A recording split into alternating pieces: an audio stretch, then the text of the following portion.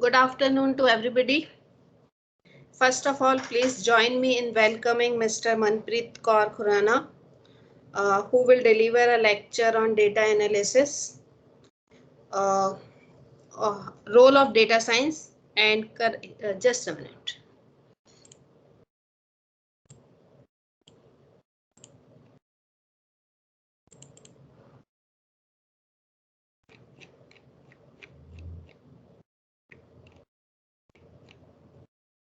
Uh,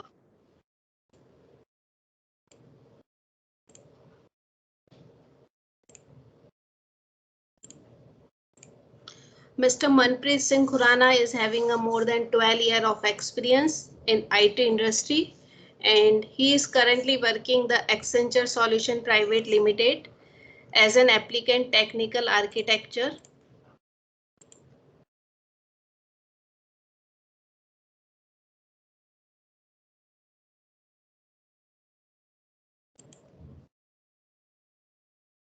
Manager. He has served in a different country, including USA, Hong Kong, and Philippines, and is associated in financial service domain primarily in consumer and small business banking, and then insurance. An MBA employee graduate from Management Development Institute, Gurgaon. Manpreet has been part of both internal and external seminar, and he has been active participant in conference related to sustainability and SDG. I welcome Mr. Manpreet Singh Khurana. Now, Mr. Manpreet Singh Khurana, you can start. All right, thank you, Sunita ma'am, for this introduction, and thank you for giving me the opportunity, to speak on data science. I hope you guys are able to see me and able to hear me loud and clear.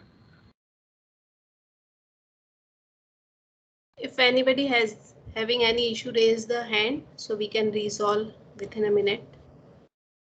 Otherwise, all of you are muted. So if it is required, we will unmute. All right, so if I am sensing that everybody is able to hear me and see me well, uh, so again welcome you all to this 4 hours uh, open lecture series on data science, starting off with the introduction to the data science. Now, it was actually a very good thing that ma'am and the university thought that, we should talk about data science, considering the fact that IT industry from where I come, data science has become a core aspect altogether. And without data science and its so-called, other branches, we won't be able to move ahead, which is why you would be hearing a lot of these terminologies or definitions about artificial intelligence or machine learning or big data or data analytics, so on and so forth.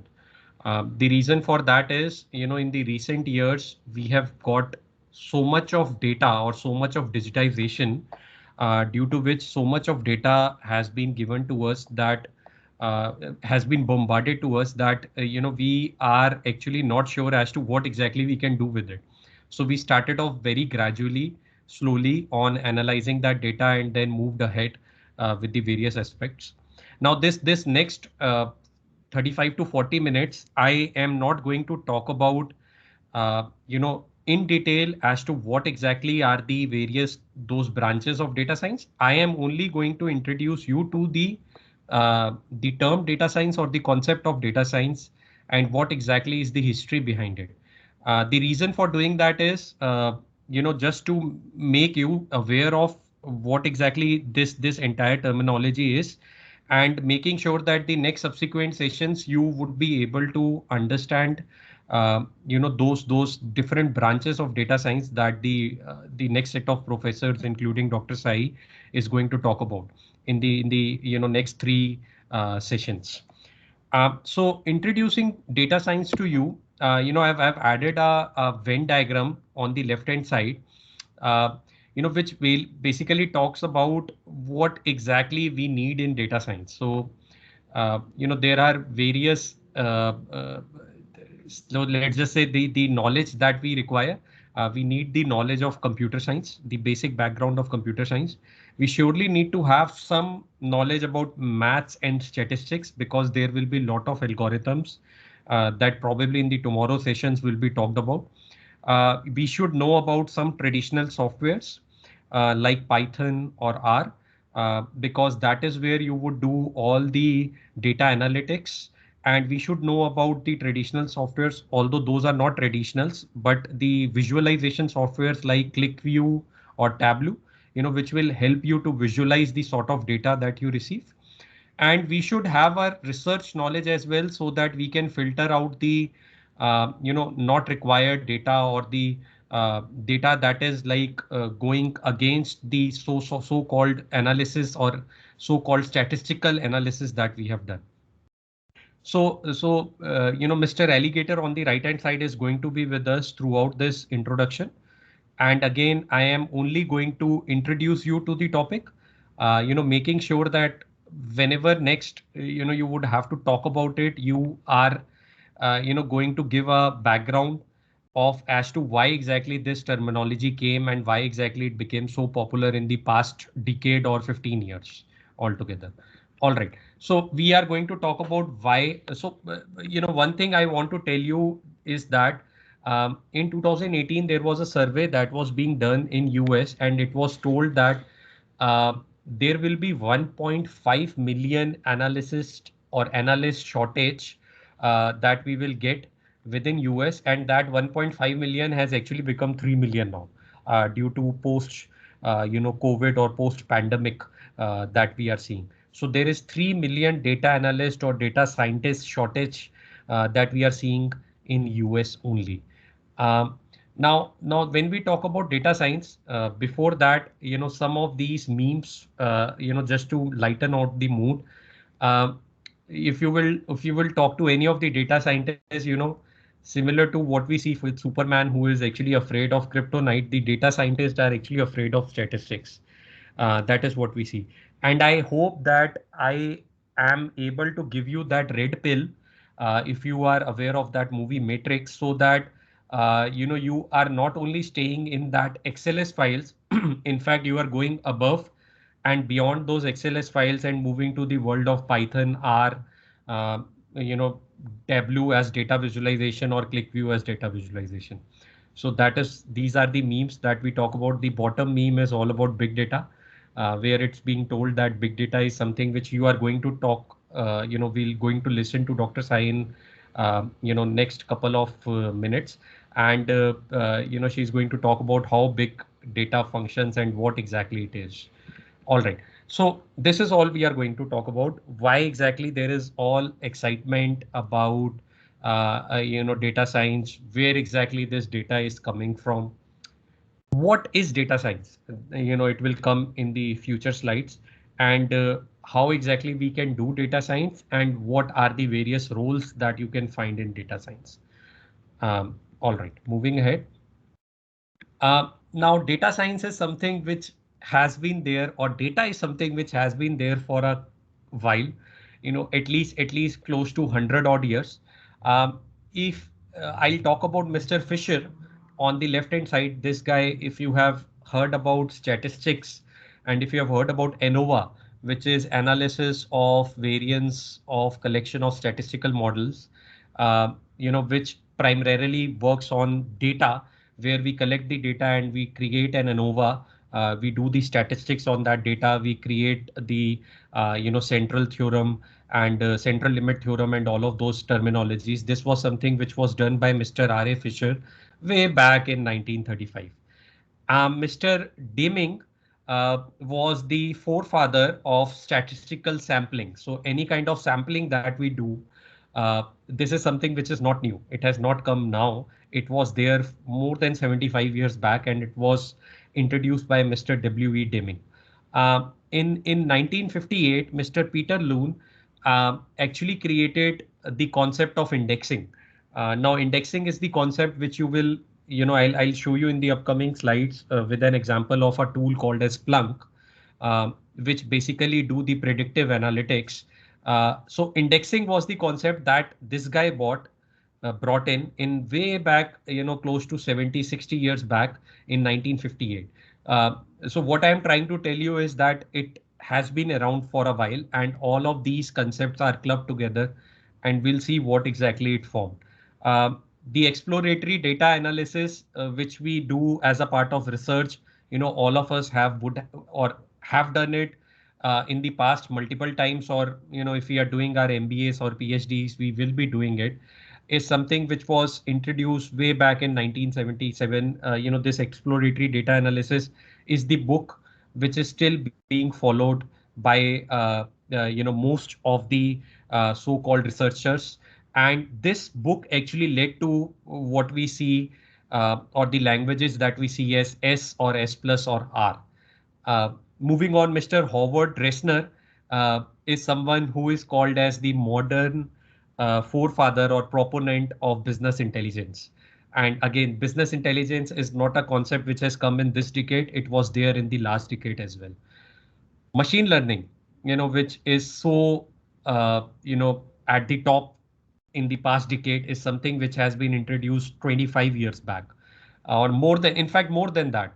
Uh, you know, uh, Mr. Turing, Alan Turing, who has been, a forefather of so-called artificial intelligence, and was able to break the Enigma code, was something who has actually kind of gone through machine learning. But in 97, this book that I'm showing you had become the bestseller, and it has been used until today. There has been updates in this book, but this book is still being used today as well.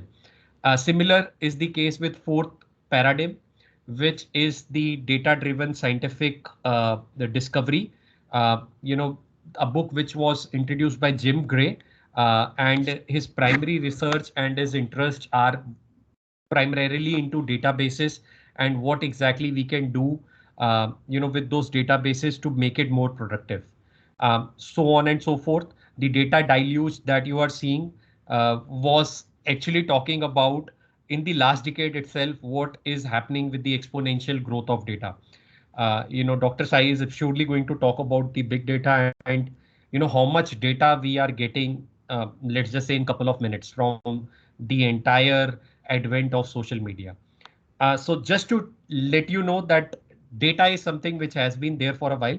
It's not something new, and data science concept, although it has got its foothold in the past decade or 15 years, but it has been there for a while.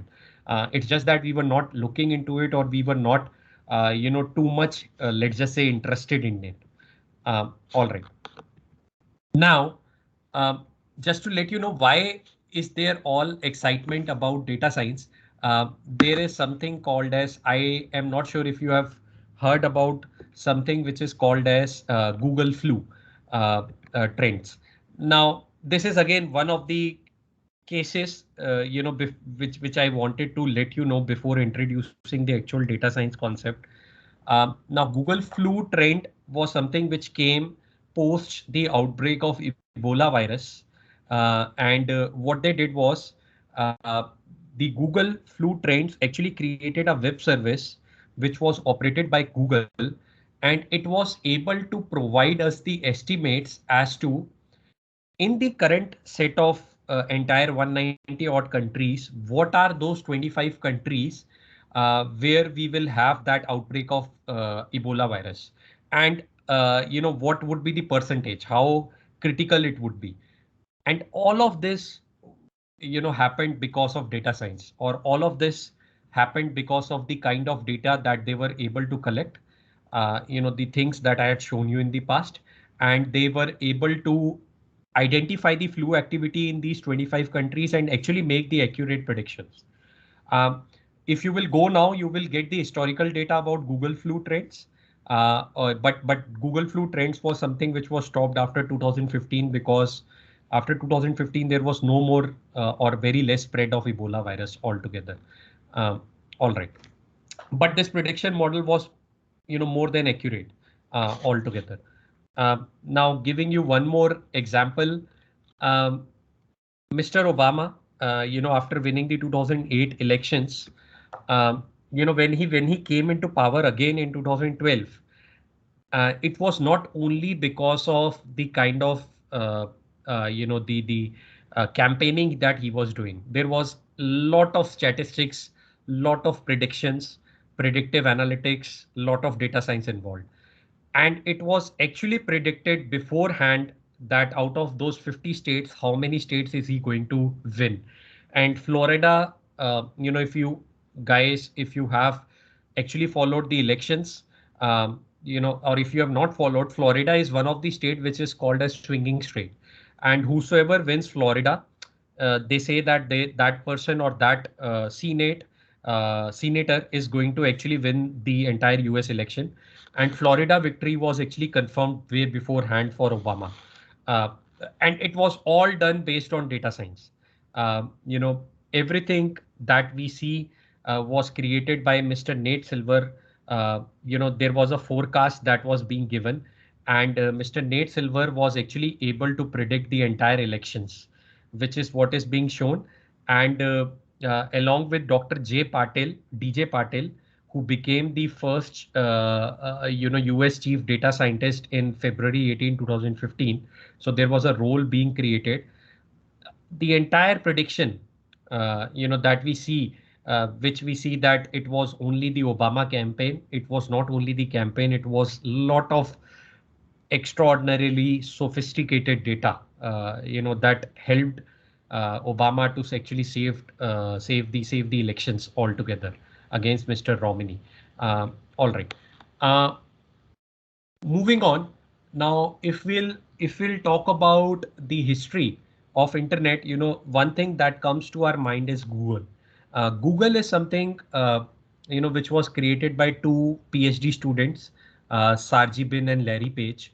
And when these guys were doing their PhD, they actually wanted to create something which will help them, to somehow uh, predict or think, before, right, rather think like a human brain and predict the results, that someone like us are trying to search on the internet. And that is how they created the Google search tool altogether. And Google search tool was created because they knew that they have lot of data that is being kept aside, or that is there, to be used after the advent of WWW, World Wide Web.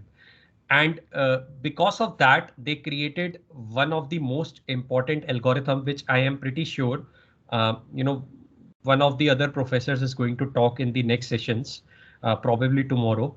But this PageRank algorithm was created based on that only. And this is something entire based on which the entire Google, prediction works, or the entire data science works for Google. How exactly it works is, what they are doing is they are actually using this Google search algorithm, to rank the web pages based on the results that they are getting. Which page is being visited the most is going to be coming at the top, and which page is going to be, visited very less is going to come at the very end of the results. And based on that, they started doing their predictive analytics and all of that. So again, these guys, like Mr. Larry Page and Sarji Bin, use data science to their advantage. And that is where these guys created something that is called as AdSense and AdVerbs.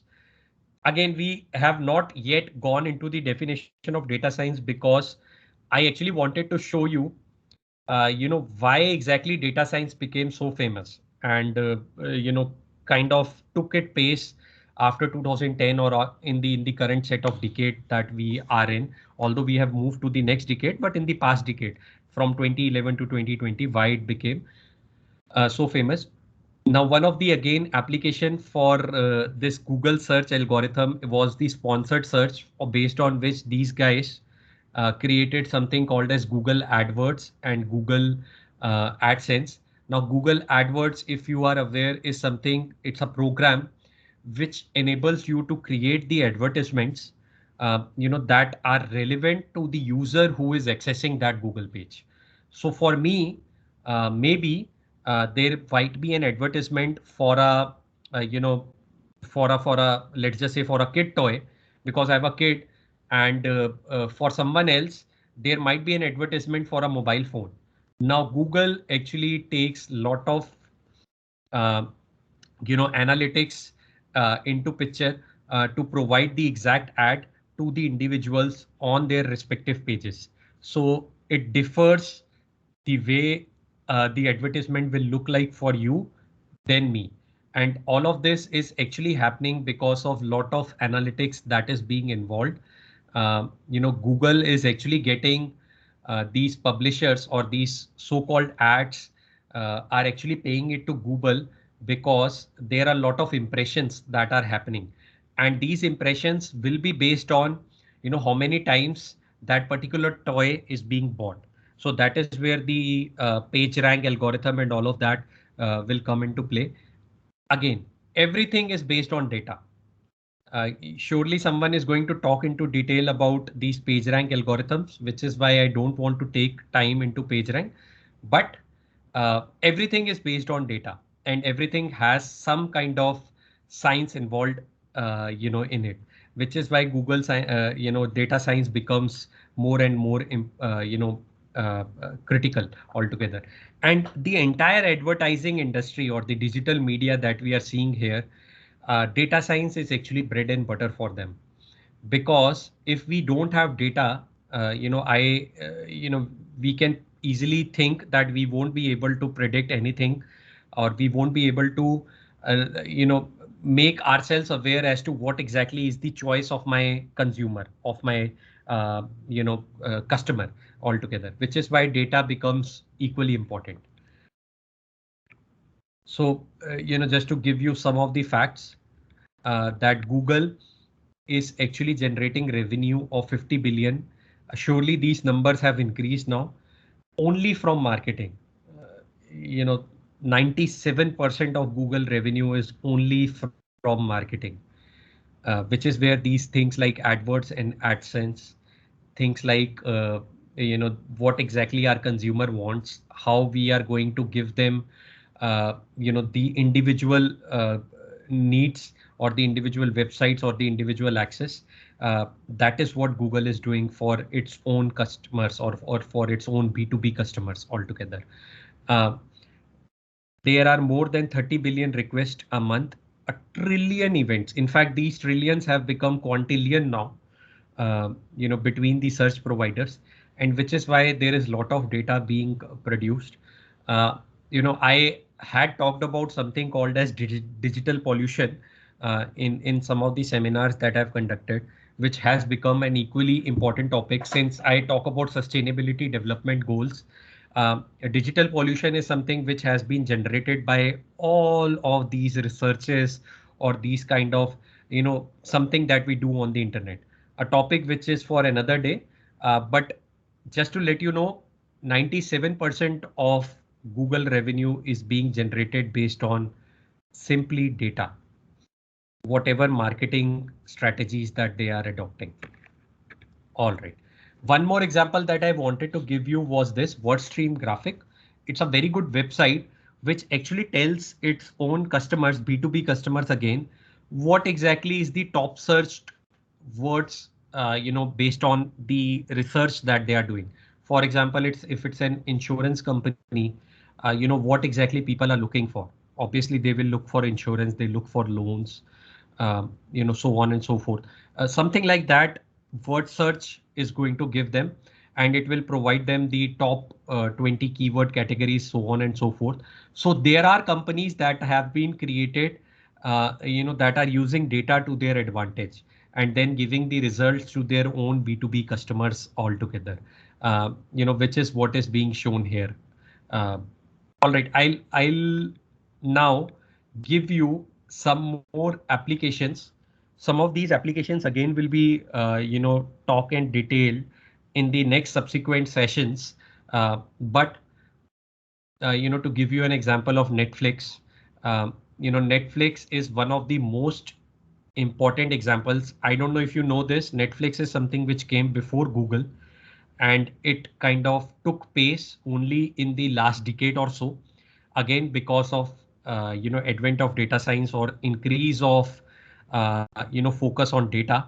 And that is where all these statistics or these mathematics came into play, and we created those algorithms, something called as recommender systems, where we provide the information uh, similar to what we saw in Google Ad to the individual customer of Netflix as to what kind of movies they need or what set of next movies that they can watch.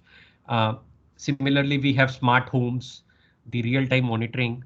That is something which came because of data, lot of data that is being available to us. The Internet of Things is the most important thing that we have. We all of us are actually wearing smart watches these days, and we are giving lot of data to its creators, letting them know how much health care we are doing for ourselves, and then based on that they will create some kind of their own base system which will help us to improve further. Similarly, social media is something which is there everywhere. I don't know if you know this, on LinkedIn also we have something called as SSI score, which is social indicator score, which can tell you what exactly your profile looks like, and amongst the industry in which you are working, where exactly you stand. If you are in top 20% or top 30%, where exactly you stand and what you can do to improve that profile. Similarly, I was talking about Splunk. Splunk is something, I gave you the example of indexing which came in 1970s. Splunk is something which is actually using that indexing to do the predictive analytics. We use this in our industry, way too much. These three tools, Splunk, Kibana, Dynatrace, any one of them, to let our customers know or to let our client know as to what exactly will happen in the next set of, let's just say if there is an ATM transactions being withdrawn, how many ATM transactions will be withdrawn in the next couple of months. We give them that, prediction. And that is where we need the data. We need the past records, as to know how much money is being withdrawn from the ATMs by the customers, by their customers. And similarly, we have something called as health tech, which has come up, which is being used in the patient healthcare or patient centered care. We have something called as edutech, which has come.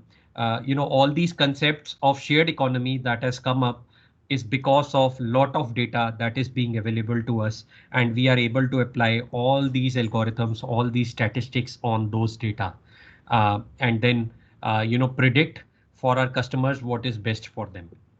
All right. Now we have talked about data. Uh, Now the question comes up, where exactly this data comes from. And in the next topic, which will be taken by Dr. Sahi, again, we are going to talk about it. But if you will think about it, data is something which is everywhere. It is not a rocket science that whatever we are seeing on the internet is only 10% of it.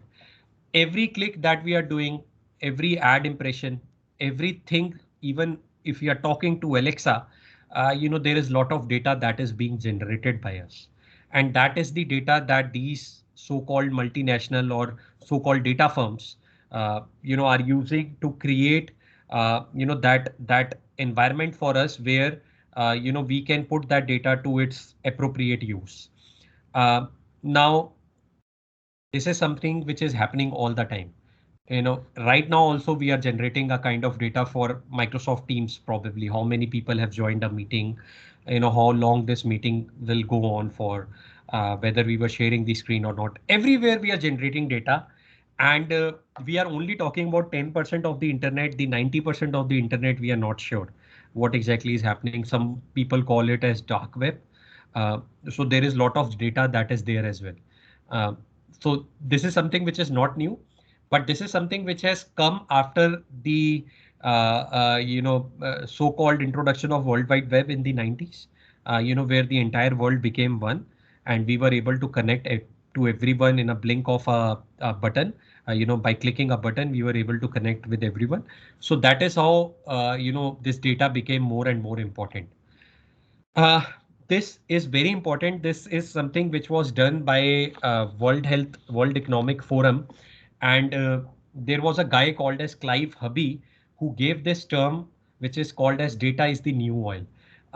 Now, this guy Clive Hubby was a British data commercialization entrepreneur, and this famous phrase actually became more famous when World Economic Forum in 2011 actually took this and make it actually they printed it in one of the their conferences where they said that in the 90s, oil was important. In the new decade, 2010, or the 20s decade, data is the new oil, and that is what we are saying.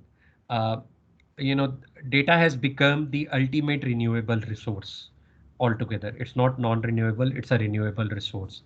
Uh, and it has become it has given more importance than any other so-called resources that we have.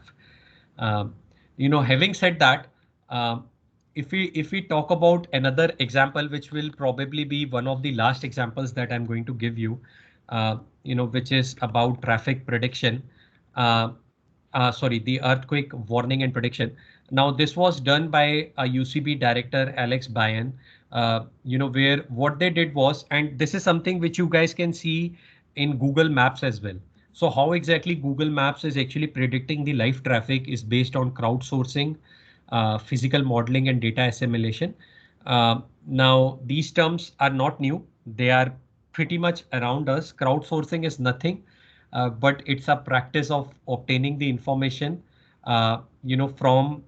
So let's just say if I am sharing some data, and there are a large of number of people who are at the same location and sharing the same data via the internet. So crowdsourcing becomes a most inexpensive source of data. In Google Maps, what Google does is they will take the data from the person who has allowed the Google, to share the data with them, and then see how many people are there in the same area, and then they are going to predict. So similar to that, we were able to start predicting the earthquakes as well, and which is the example that we have shown. I have shown here.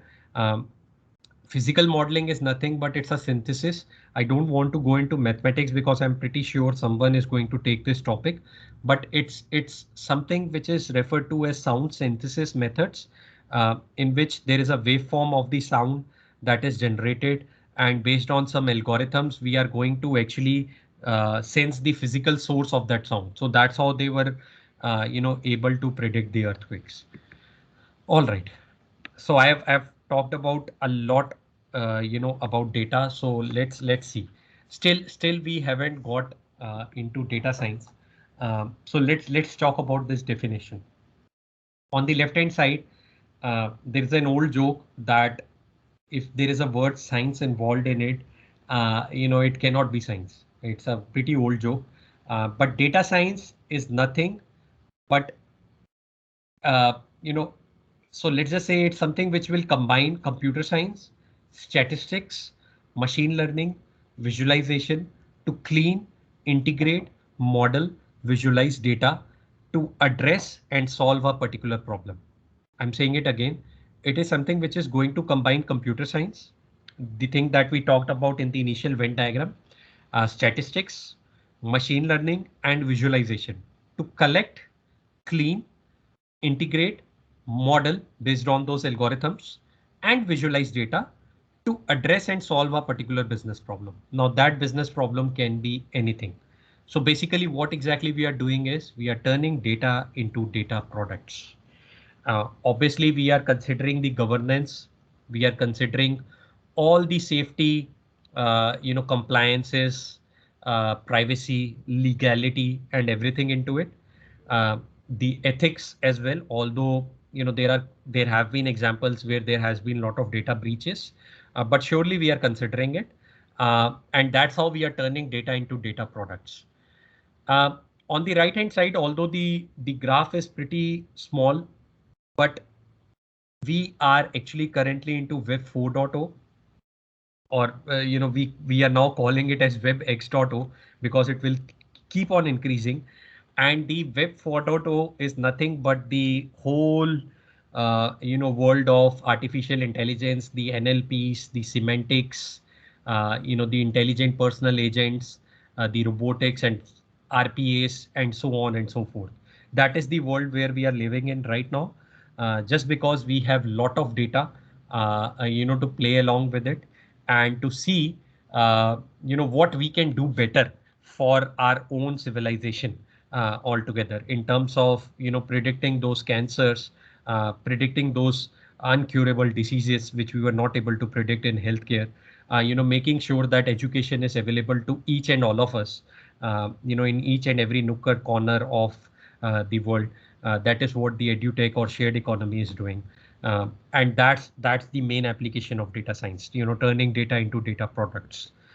I wanted to add this because I wanted to make sure that we are aware of some of the websites which actually allow us to plug and play along with the so-called data science or predictive analytics or descriptive analytics or so-called analytics, data analytics that we have in place. So Kaggle has lot of competitions in place, where we allow some users like us to actually do data analytics and actually predict so-called disasters that have happened in the past and what could have been done to avoid those disasters. So these are the three current set of competitions that I found out, and I surely wanted to share it with you. You guys can surely visit it and just see what is happening, if you are interested in data science. All right, now I've talked about the definition of data science. Drew Conway, the American data scientist, actually has given us this entire Venn diagram, to talk about data science in a very simplistic way.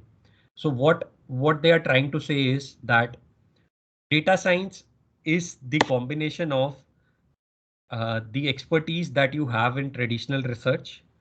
Uh, you know, these are not hacking skills, so let's not go by the hacking skills. What they are trying to say is that if you know how to electronically access the data, on the internet, if you are able to find the data, that is what hacking skills they are talking about.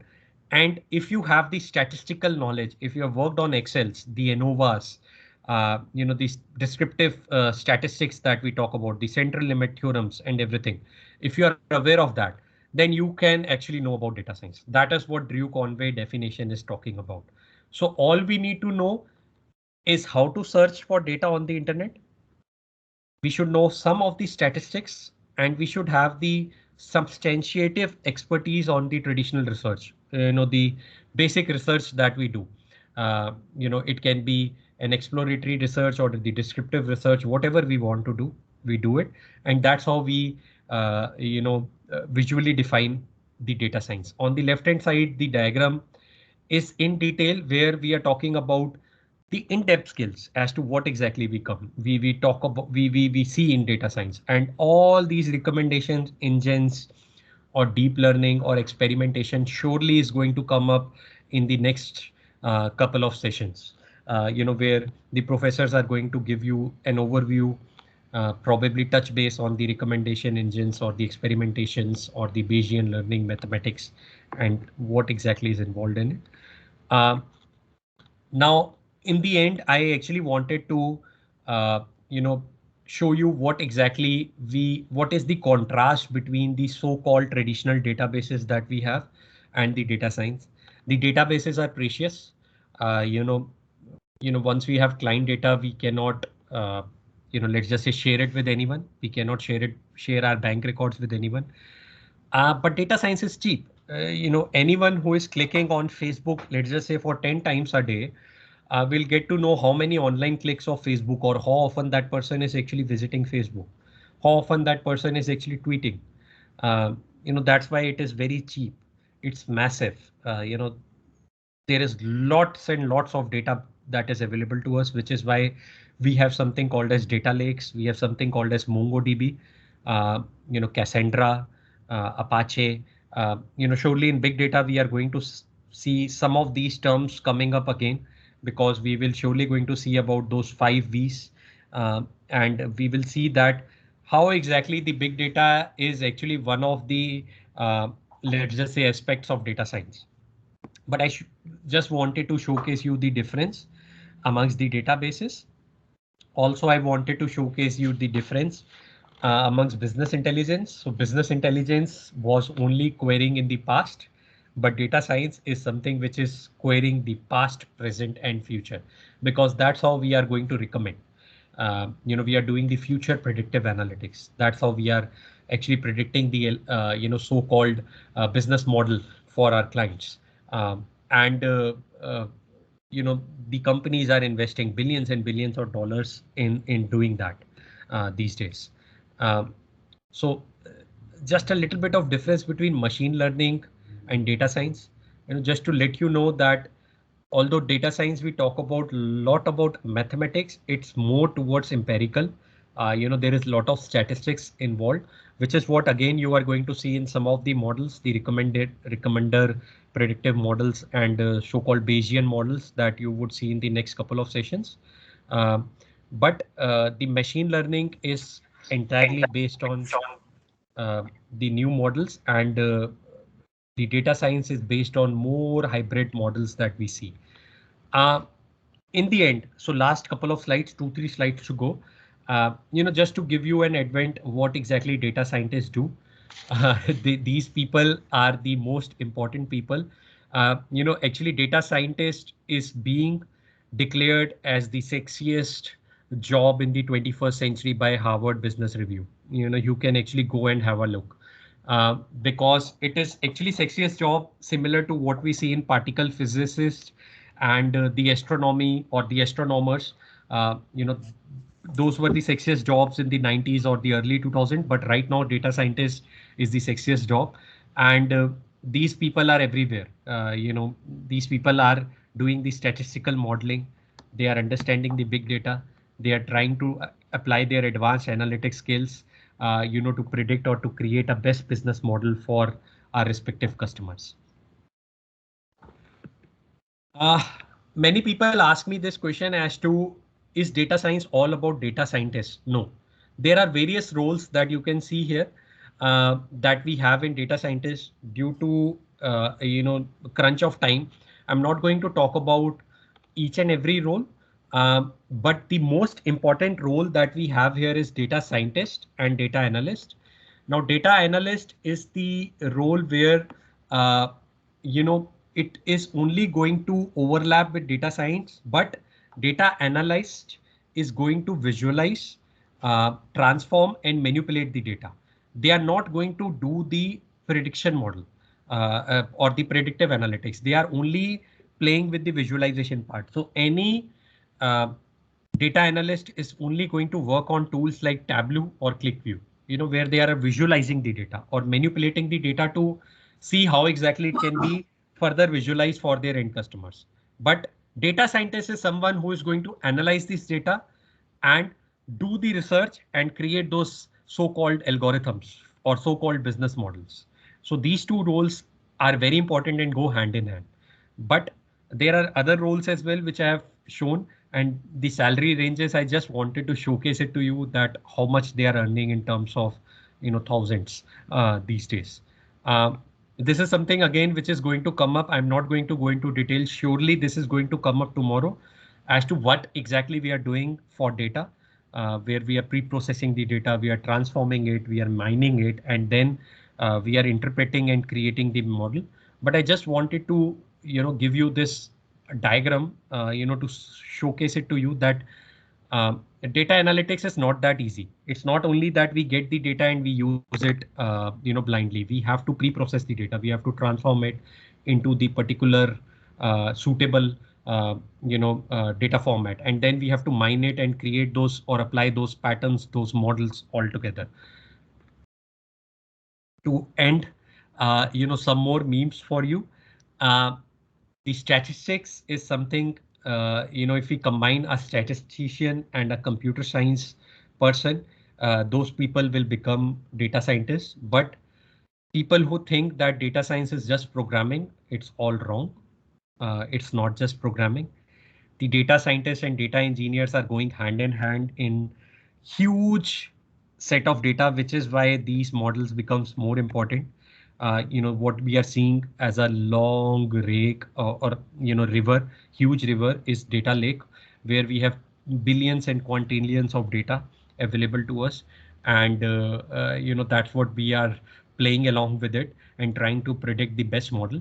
And we are talking about big data in the next couple of slides. So no data is bad data, every data is good data, is what the last meme is talking about. All right, I'll stop here and I'll request anyone, if you have any questions, anything you want to ask, I'm up for it. Thank you so much, sir. If anyone in the audience have any question, please raise your hand. And surely you guys are going to take a deeper dive into in the next set of sessions. So I just wanted to make sure that we are not sitting idle. At least we are aware of what exactly we are talking about in the next sessions, because the next sessions are going to take a deeper dive into the entire so-called data science modeling or data science predictions, the so-called algorithms, mathematics, big data, and everything. Yeah.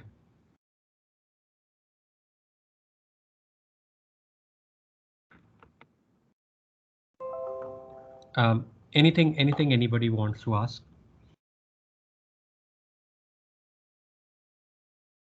Sir, I have one question. Please go ahead. What is the difference between Web 2.0 and 3.0?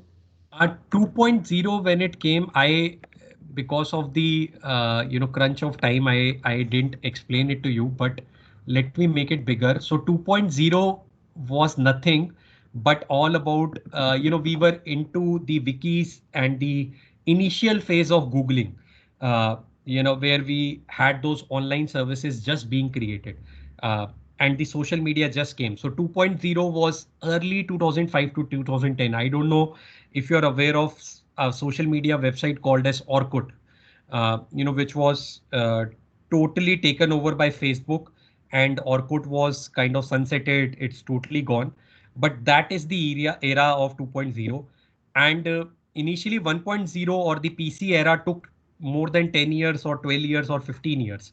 But after 2.0, every 5 years we are moving to the next web, which is why I called it as Web X.0, not Web 4.0, because right now we are now moving to Web 5.0. Which is talking about those holograms and everything, 3D printing and all of that, which has been combined with data science.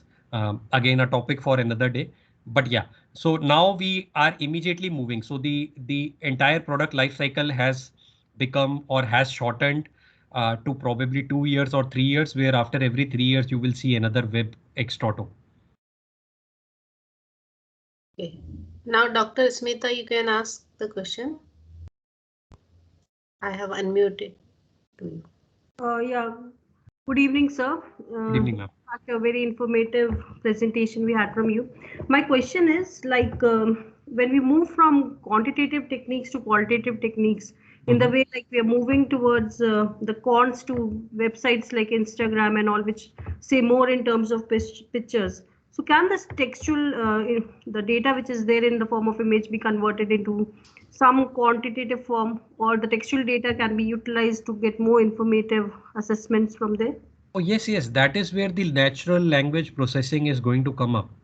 I am pretty sure someone is going to take care of that thing as well. But NLP is doing the same thing, where the qualitative data like image processing is being used in terms of language. So for disabled people, NLP has become the most important thing, where with the disabled people, we are able to, so someone who is blind or deaf or dumb, we are able to help them out with the NLP. So surely we are converting that qualitative data into quantitative data using NLP. But how we are doing it, it's a very long topic. There is a lot of statistics and mathematics involved, which is where the tools like R or Python, have so-called pre-built libraries, which help us to, perform that NLP altogether. And these libraries or these so-called classes are actually inbuilt. And if you actually want to use it, I can surely give you the links. But NLP is something which is there, which is one of the so-called branches that I was talking about of data science, along with artificial intelligence. Okay. And this Kaggle.com, which you've spoken about, what is it? So Kaggle is something I can open it for you, but it's something which is being used by all these data scientists. So I don't know if you are aware about HackerRank and all these websites. So Kaggle is similar to that, where we have all these competitions that are happening, which are related to machine learning.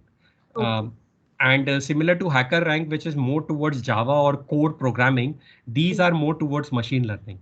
I just wanted to give everyone, just a thought and overview that if we want to learn something, it's better to participate and learn it with everyone else, which is why I brought in with the example of Kaggle. But there are other websites as well which keep on doing these competitions. Okay, got it, sir. Thank you so much.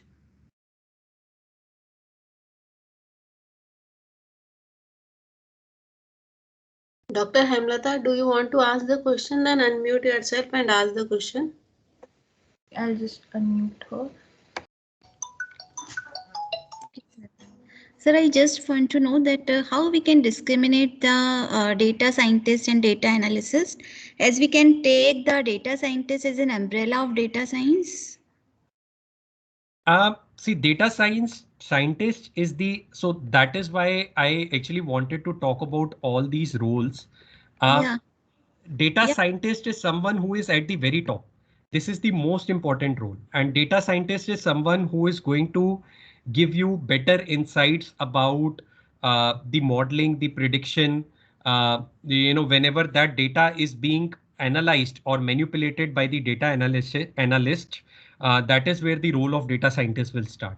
They'll post visualization, they'll do the and I have written it as well. They'll do any kind of resetting or presetting of the data, and any kind of manipulation with the data that is required will be done by these data scientists only. So data scientist is the umbrella, and all these roles that are being created are equally important because it becomes very important. It becomes very difficult for the data scientist to only do all of this. So whatever you are seeing here, this is very difficult by one person. It cannot be done. So which is where the pre-processing will be done by data analyst. The transformation will be done by researchers or the data architects. And that is where after this data scientist role will come. So all these roles can be actually subdivided into these. What I'm showing here. So all these are interconnected, na? Everything is interconnected. Yes, yes. Yeah, we cannot discriminate one role to another distinguishedly, na? We can distinguish them, and that's how they are being paid as well. So if in the market, so currently I am a technical architect, but I used to be a data scientist as well. And the pay that I'll get as a data scientist will be far more than what a data analyst is getting, because all they are doing is taking that data and visualizing it. That's it. Okay. Then it comes to the research scientists or the statisticians to start manipulating that data, filter out the not required data. And then comes the data scientists who will do the actual manipulation based on those models, the mathematical models that we have in place. It's so-called recommender systems and all of that, the examples that I used with Netflix. You will surely hear about them tomorrow. I'm pretty sure, because I've seen the sessions that are coming up tomorrow. So all these things that I've told, they will be told in detail again. Okay, sir. Thank you. Yep. Yeah. Is there anyone else who wants to ask a question?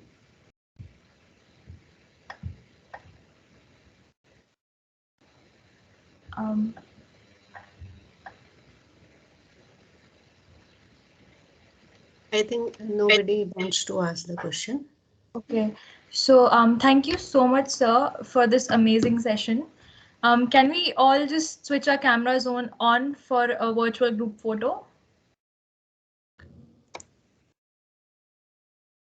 I have made all the participant enabled, so you can start your video. Turn on your camera.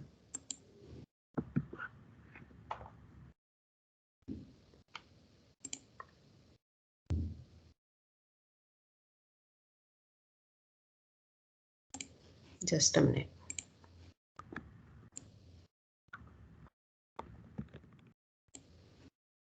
Thank you very much.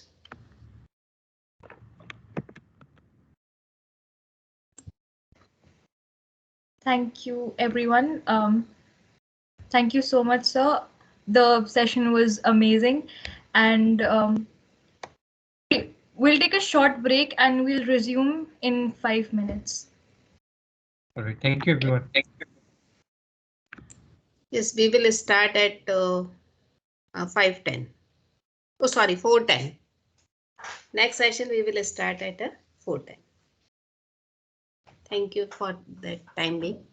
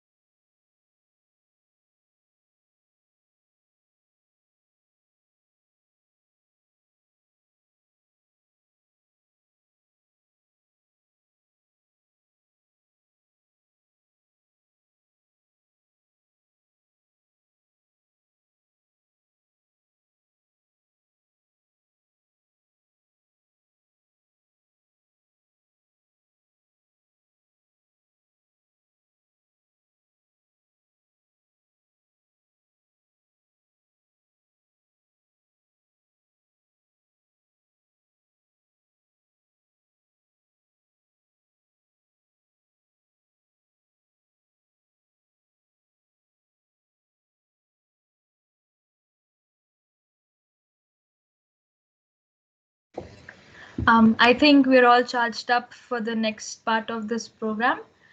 I'd like to call upon Dr. Sukhpreet Kaur Sahi.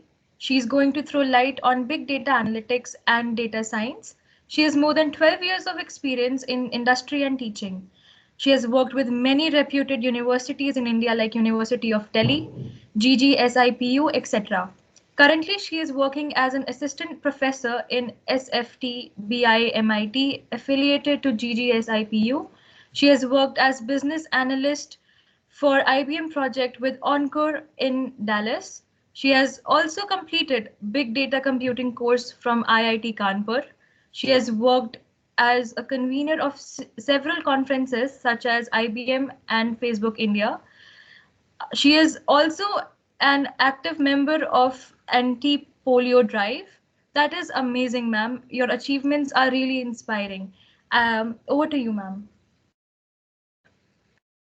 Excuse me. Now I request to other participant, please turn off your cameras. Thank you, Manya. That was very nice introduction. So kind of you. And I'm thankful to the organizing committee of Manipal University for giving me this opportunity.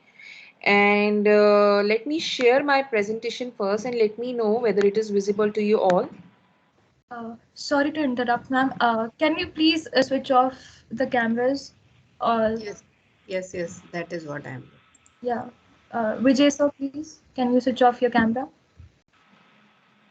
Thank you. So I think my presentation is visible to you all. Yes, ma'am. Yeah. Yes, ma'am. So I was listening to what Manpreet sir was telling to you all. Even though I was not able to listen to the complete session, but yes, he has discussed very nicely about data science and big data. So these are the buzzwords. But before these buzzwords come into the picture, we are still able to search on Yahoo and Google. Suppose you were searching about some insurance company and it was still able to show you details of the insurance company, and the next day you will be receiving a call from different insurance agent that you can go for our company or our kind of thing. So how this kind of thing is happening? Because there is some technology which is working at the back end. And yes, that data we are clicking, we are generating with the every click is helping these industry in order to extend their businesses, in order to make more profit. And that is how these kind of technologies have helping the management in every field. So data science, as discussed by Manpreet sir, data science is a field which is working on huge amount of data, whereas when I say big data, it is huge, large and voluminous data, information available, where we are going to apply different statistical techniques in order to generate the profit for any organization. This is what we are going to, that how basically data science and big data is related. This is what we are going to see in my presentation. So firstly, we are going to discuss that how data science and big data is related. Then I'm going to give you a brief overview of big data. What are the types of data? What are the characteristics of data? A brief overview of the technology. That is a theoretical part. Then I'm going to show you one application of the WhatsApp chat of one organization, and how you can analyze that WhatsApp chat in order from the different dimension, in order to gain insight about what the employee of your company is thinking. I'm also going to give you not overview, I can say a brief introduction of Twitter sentimental analysis, because as Manpreet sir told you that in US Obama was able to win the election just using the data science concept. So this sentimental analysis plays very important role. And finally, we are going to see a difference between big data and data science, and I'm going to share a brief case study on Uber. So this will be the brief outline of my presentation.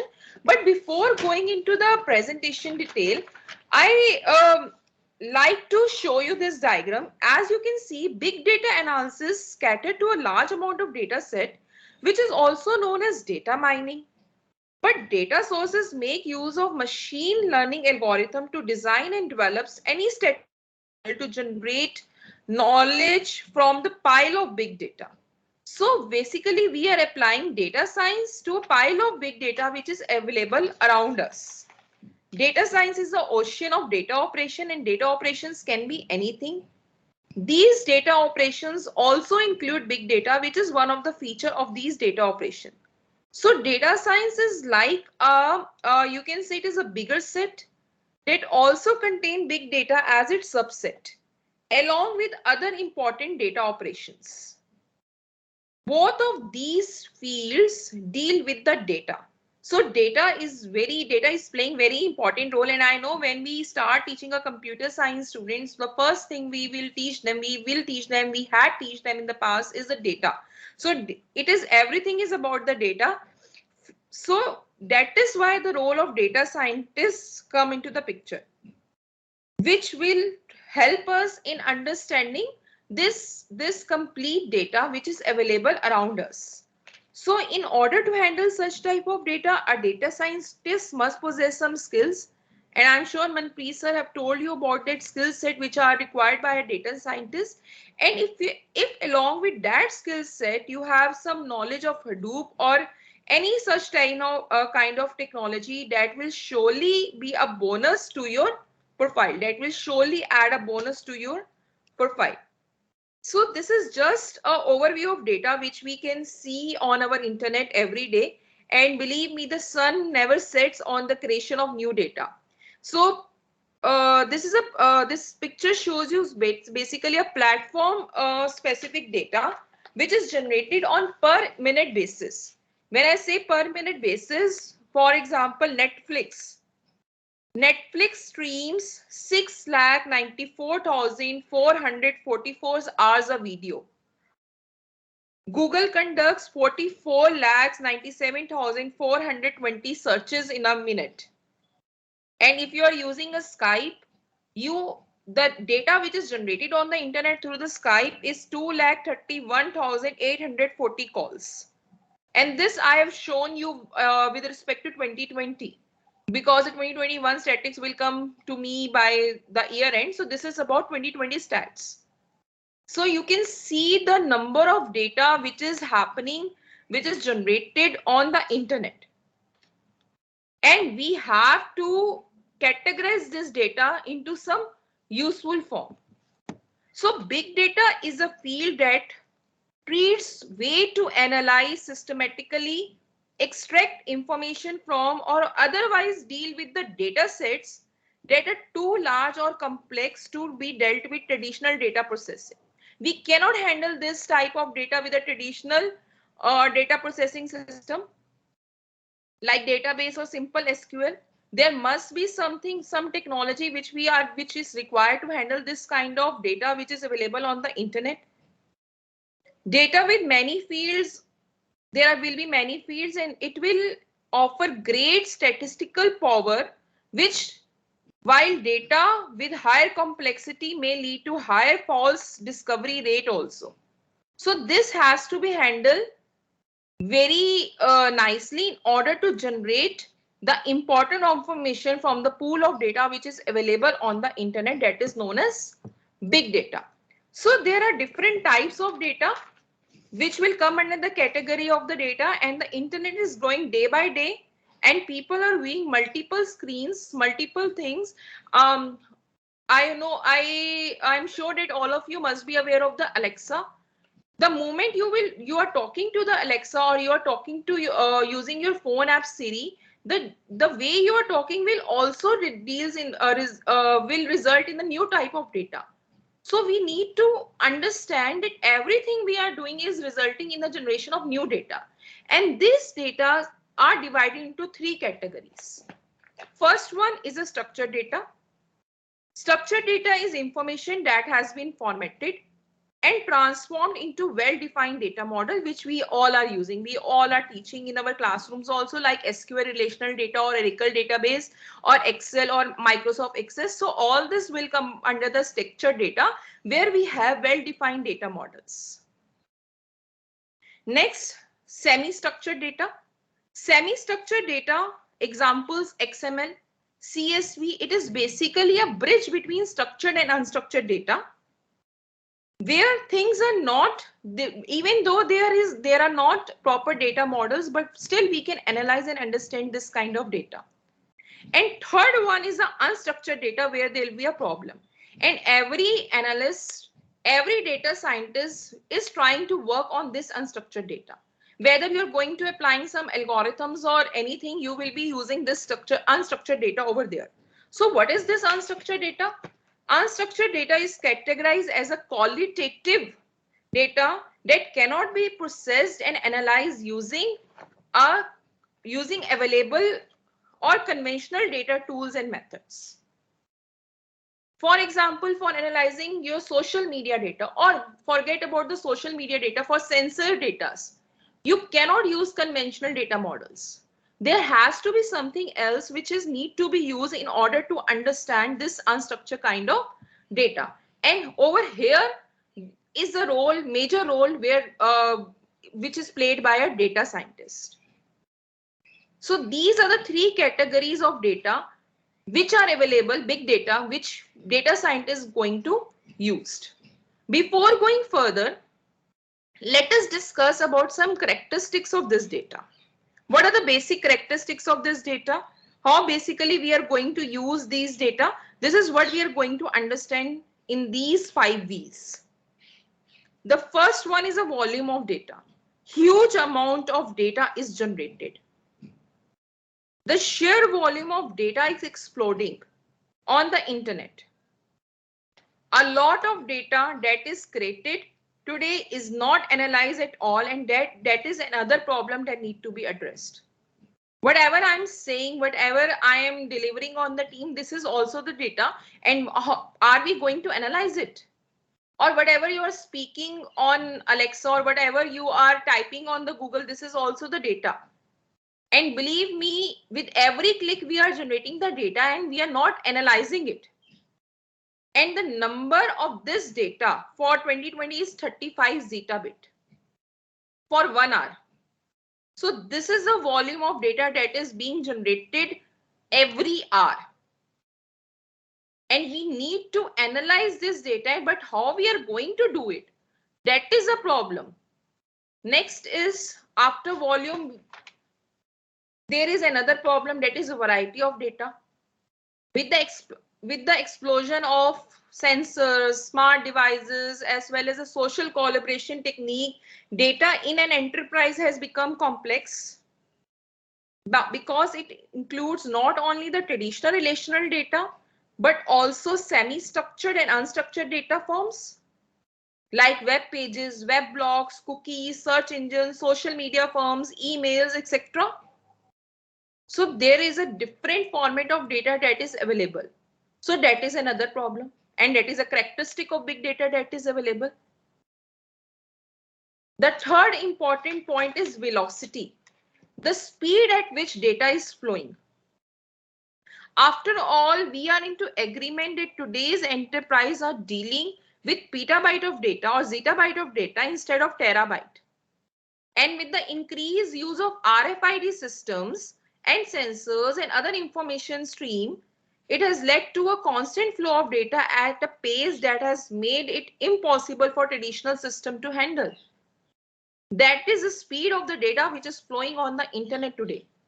High speed of accumulation of data is happening. So this is another characteristic of big data. So we have discussed 3 characteristics right till here: volume, variety, and velocity. Next important is veracity. It refers to inconsistencies and uncertainty in data. That means data that is available sometimes is messy, and quality and accuracy are difficult to control. So that will come under the veracity of data, inconsistency and uncertainty of data. It is very difficult to control the quality of data in these cases. And the problem with the organization is adding up value to this data. Because the bulk of data having no value is of no good to any management or any company, unless you are able to turn it into something useful. So that means you have to add some value to your data. That is very important concept. Adding value to the data. Otherwise, this volume, velocity, variety will not give you any benefit to management unless and until you are able to add some value to the data. So these are the different sources of data.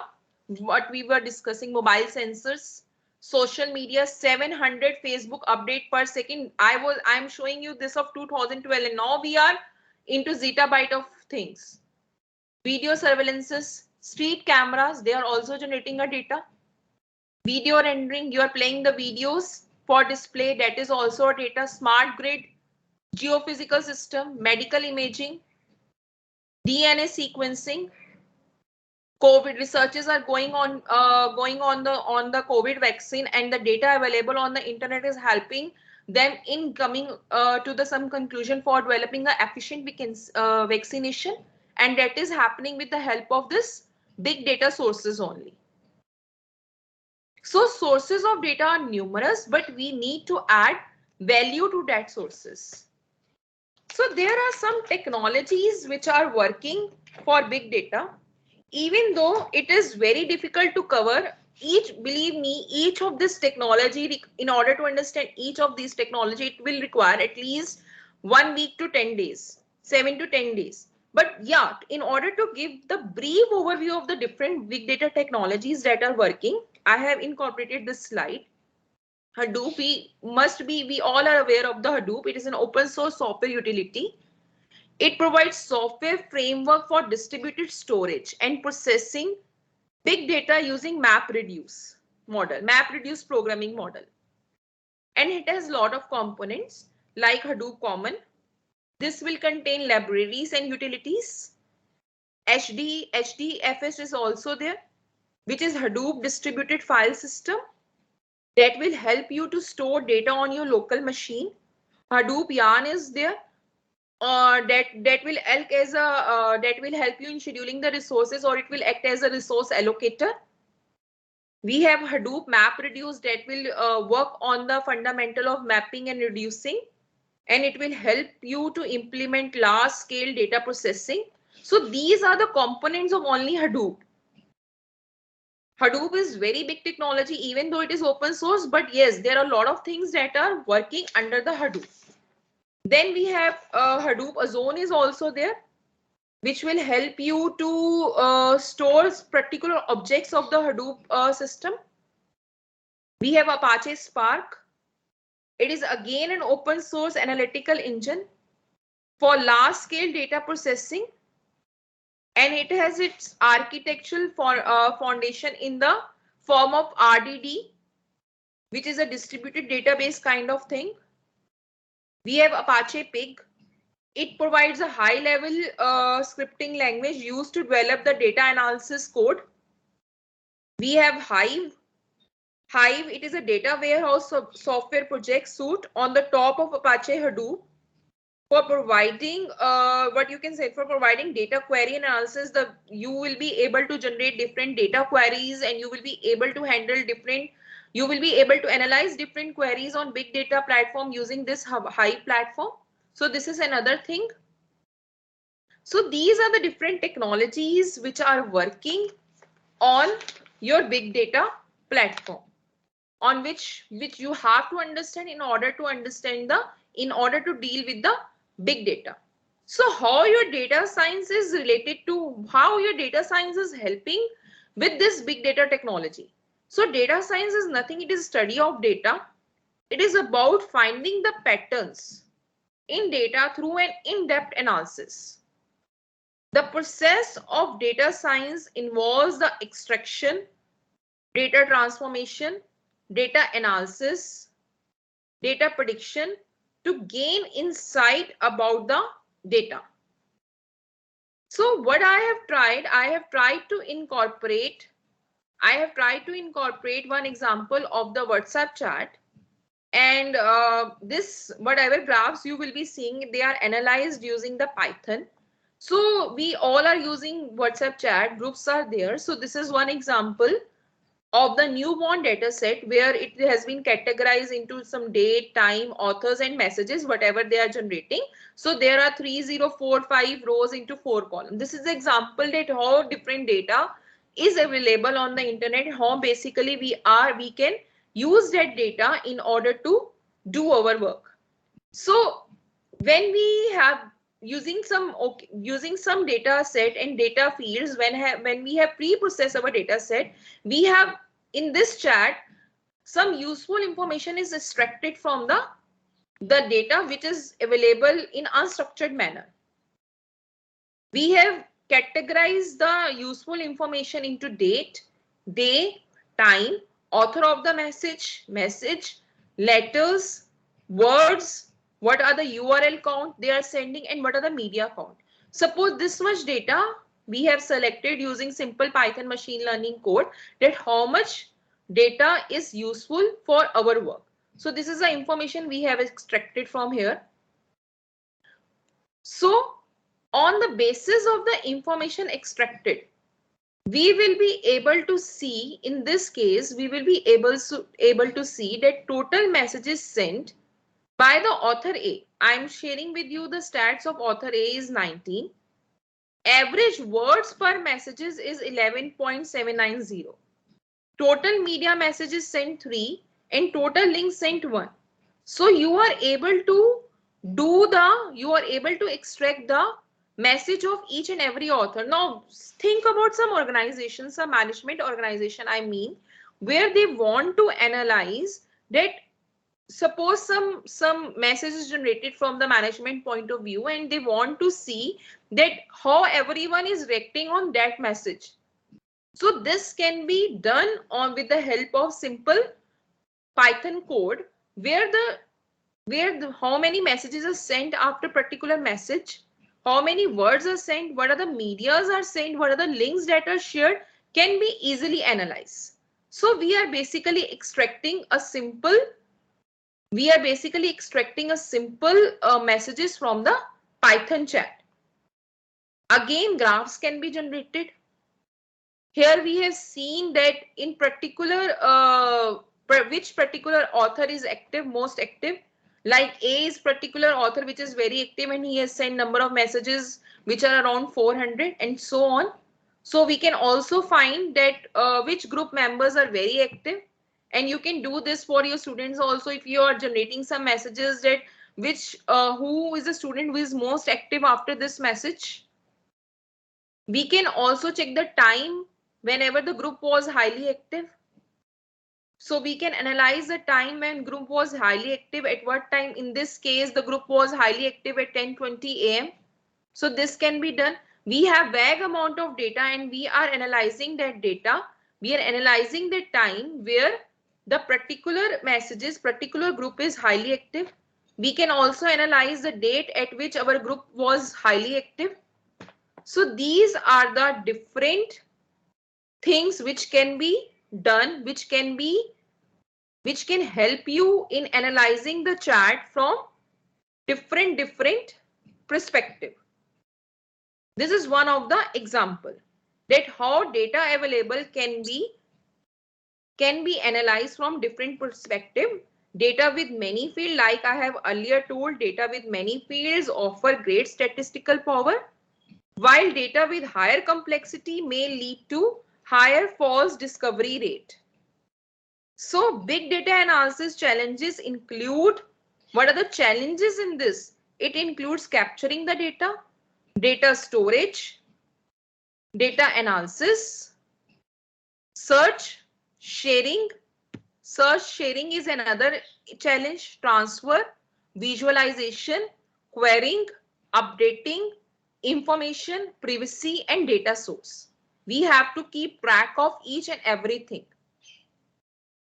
And we have to keep the track of the V's also. That is volume, variety, velocity, veracity, and then we have to add the value. As you have seen in this case, when I have shown you earlier example, there is no volume, there is no value of data, WhatsApp data. But when I have analyzed it from the different direction, I can come to different conclusion. So need of the R is that we need to come to different conclusion by analyzing the data from the different perspective. The analysis of big data present challenges in sampling and thus previously allowing you for the observation and sampling. So these are the things which we need to keep in our mind in order to sample big data. And we need to understand the data from the different direction in order to give the optimization to the company profit or to any management profit. So this is another, you can also check this in another perspective. Suppose you want to check the top 10 authors who has shared the maximum number of links in the group. It can be checked again using simple Python code. You can also check number of member who has shared maximum media. This can also be done with the simple. So this is one of the application. This is one of the role which data scientist is playing on the big data, analyzing data from different perspective, because we were having a huge volume of the data and we need to understand that data from the different perspective. And think from the healthcare perspective. Right now we all are going through the pandemic. Big data analytic was used in healthcare by providing personalized medicine and perspective analytics. Clinical risk intervention was taken care of. So this kind of technology is very much important, where we need to come up with the new inventions. So this is another example which I have incorporated into this slide. And as you have seen that moment you type something about, for example, for boards exam, the moment exams were cancelled or moment exams were postponed, there are a lot of tweets available on the internet.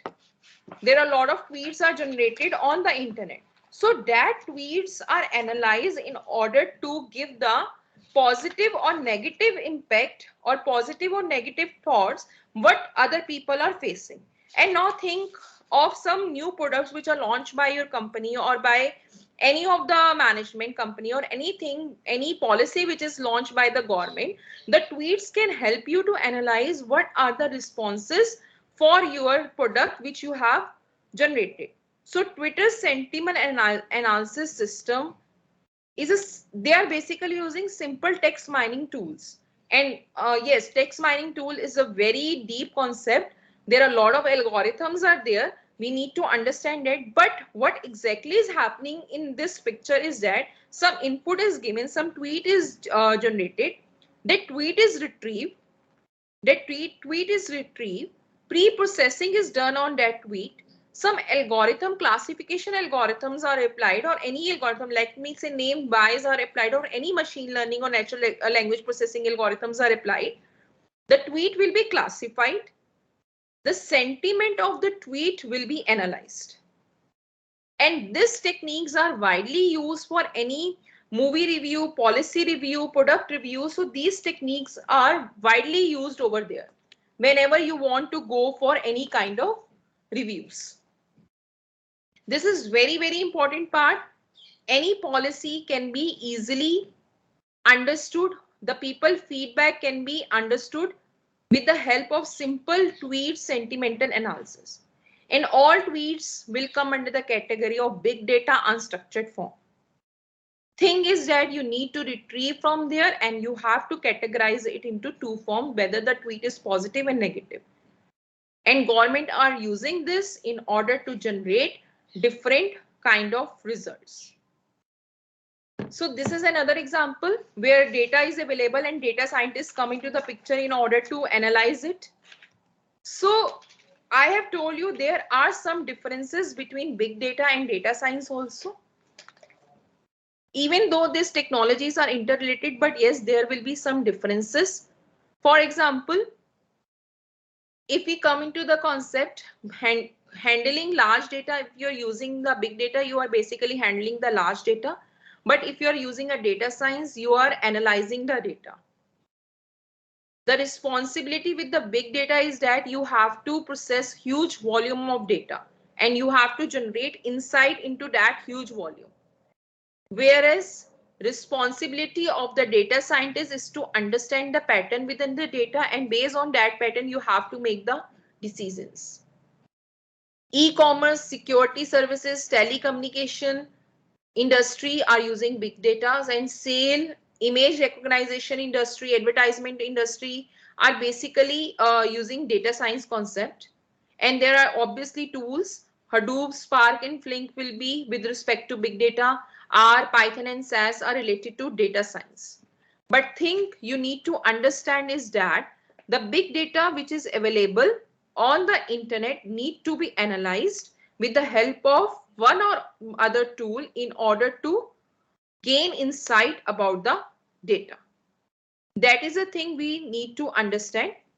Big data analysis cater to a large amount of data set. I'm again repeating, which is known as data mining. But data science make use of machine learning algorithm to design and develop statistical model to generate knowledge from the pile of big data. From the pile of big data. This is what is happening right now in the industry. So these two technologies are interrelated.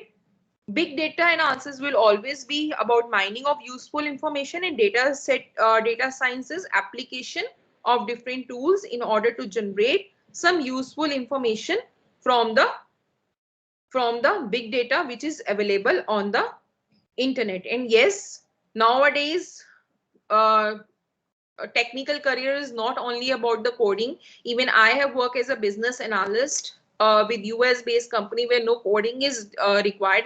The thing is that you need to understand the data and you need to put the result as according to that data. This is a need of an art. So moving forward, there are different sources of data which are available. I mean, data is of different types and you need to understand that what are the different types of data. So I have put this diagram over here.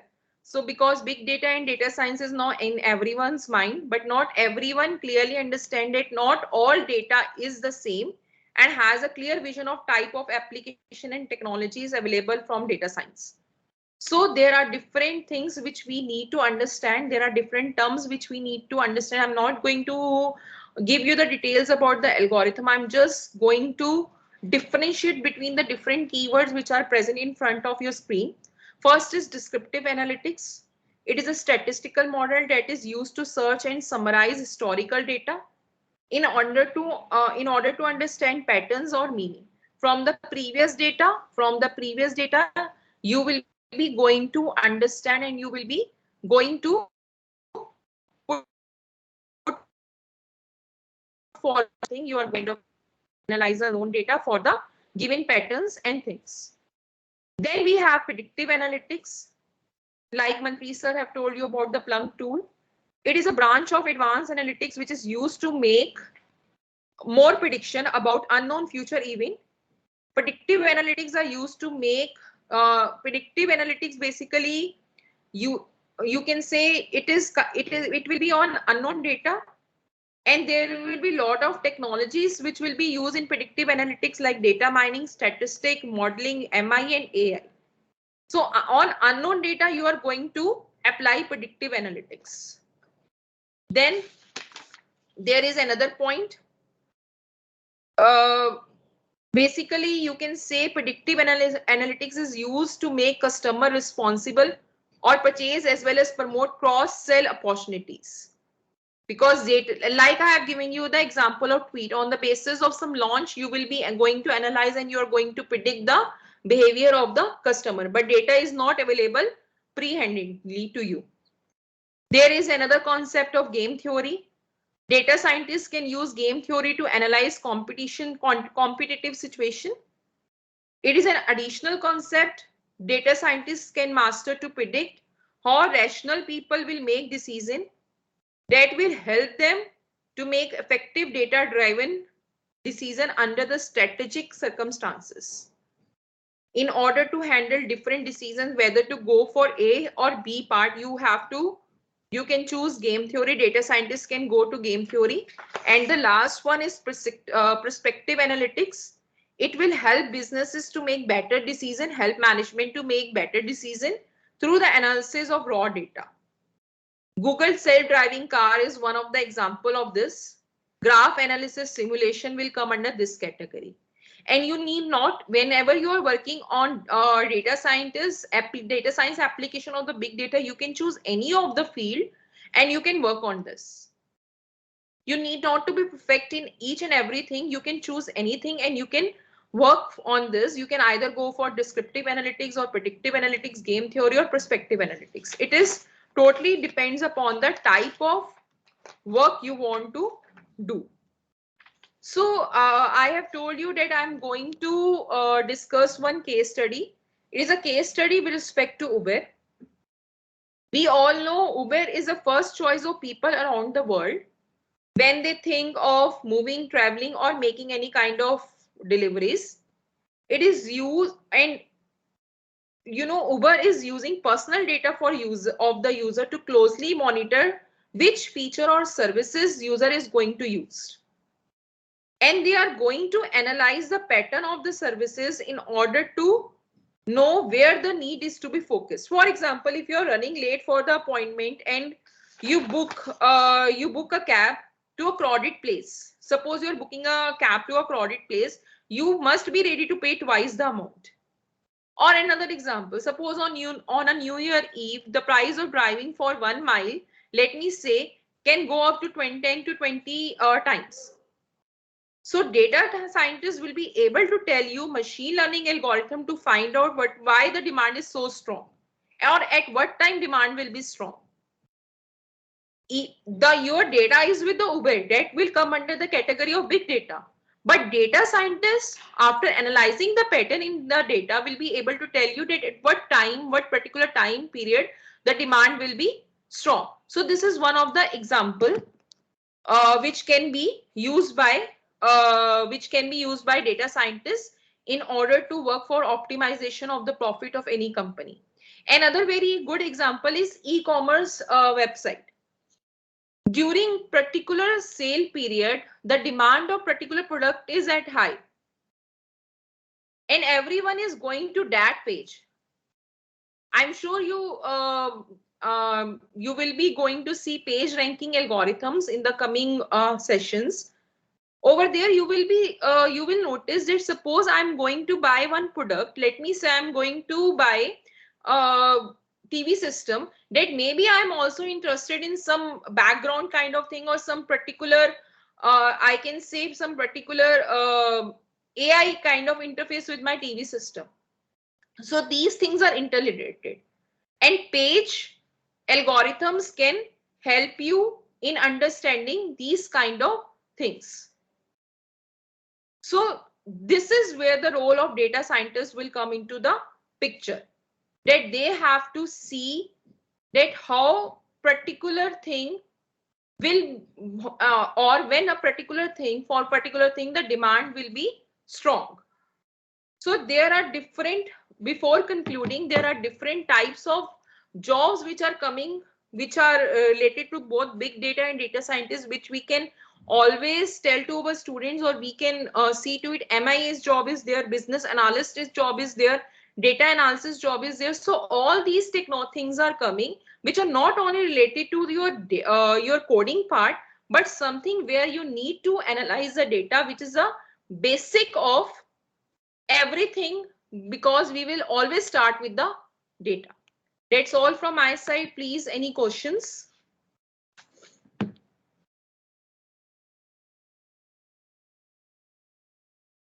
Thank you very much, ma'am. Please raise your hand if you guys have any questions.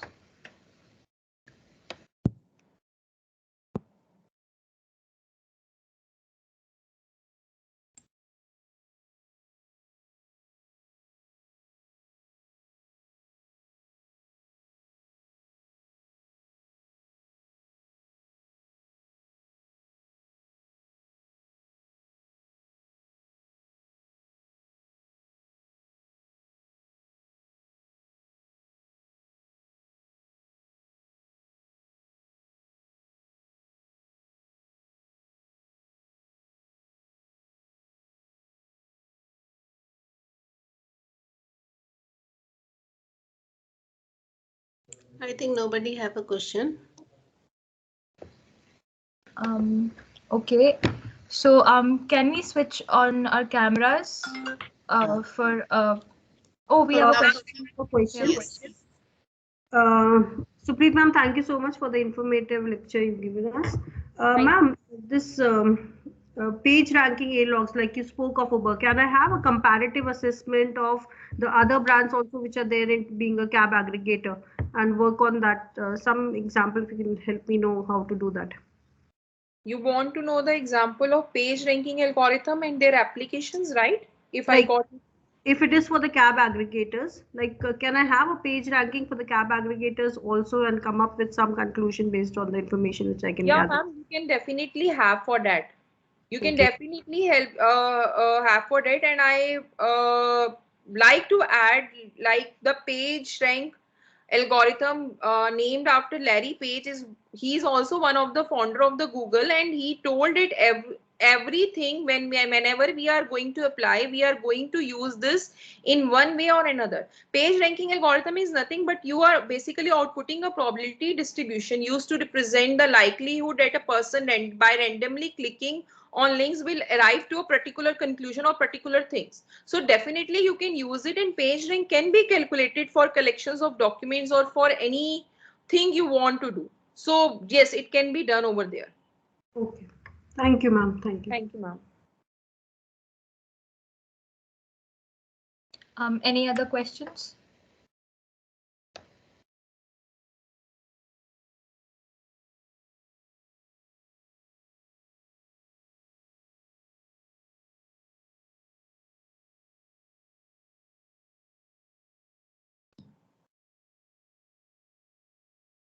Manya, I think we don't have any question, so we can proceed Yes. further. So can we please switch on our cameras for a group photo?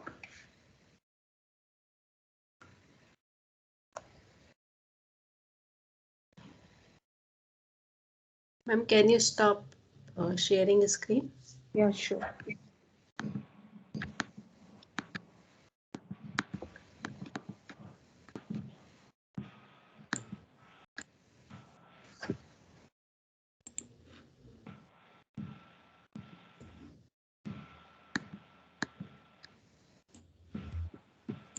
Thank you very much for everyone. Thank you so much, Dr. Supreet, for your amazing session and for your precious time. And I thank all the audience who joined us today. We'll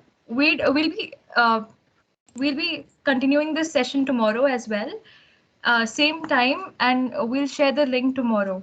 So thank you again for joining in. We'll meet you tomorrow. Thank you all. Thank you to all of us. Thank you, ma'am. Thank you to all of you.